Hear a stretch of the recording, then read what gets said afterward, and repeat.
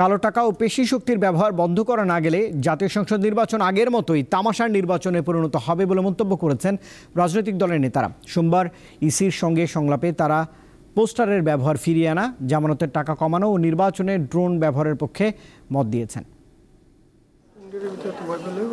সুষ্ঠু ভোট আয়োজনে রাজনৈতিক দলগুলোর সাথে নির্বাচন কমিশনের ধারাবাহিক সংলাপ চলছে। সোমবারের সংলাপে নিবন্ধিত সব রাজনৈতিক দলকে নির্বাচনে অংশগ্রহণের সুযোগ দেওয়া, আচরণবিধি ভঙ্গ করলে প্রার্থিতা বাতিল, পেশি শক্তির ব্যবহার বন্ধ করা সহ কয়েক ধাপে নির্বাচন আয়োজনের পক্ষে মত দেন রাজনীতিবিদরা। 2 দিন বা 3 দিনে নির্বাচন করা যায় কিনা, তাহলে হয় কি নির্বাচন সহায়তাকারী আইন শৃঙ্খলা রক্ষাকারী বাহিনী ক্যান বি ডুপ্লিকেটেড, তাদের উপস্থিতিটা বিভিন্ন জায়গায় নেওয়া যায়। যদি কালো টাকার প্রভাব এবং পেশি শক্তির দৌরাত্ম্য বন্ধ করা না যায়, নির্মূল করা না যায়, তাহলে সেই নির্বাচন তামাশার নির্বাচন হবে। সেই নির্বাচনে জনগণের প্রকৃত রায়ের প্রতিফলন হবে না।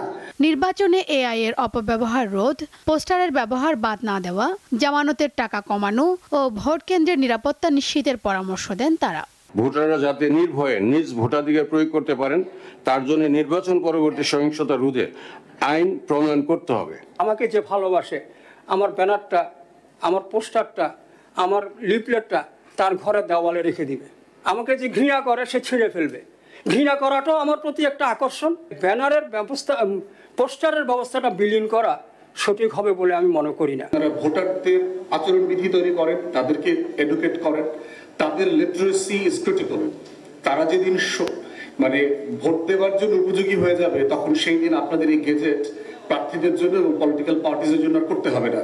যে কোনো চ্যালেঞ্জ মোকাবেলায় ইসি প্রস্তুত জানিয়ে সিইসি বলেন, রাজনৈতিক দলগুলো সহযোগিতা না করলে প্রশ্নবিদ্ধ নির্বাচনের শঙ্কা থেকে যাবে। যত সাইক্লোন ঝড় আসুক না কেন, আমরা এটা মোকাবেলা করে একটা সুষ্ঠু সুন্দর পরিবেশ এনশিওর করার জন্য যত পদক্ষেপ নেওয়া দরকার আমরা আমাদের পক্ষ থেকে নেব। আগামী 19 নভেম্বর বিএনপি, জামায়াত ও এনসিপি সহ 12টি দলকে সংলাপে আমন্ত্রণ জানিয়েছে নির্বাচন কমিশন। শিউলি শবনম, দীপ্ত সংবাদ, ঢাকা।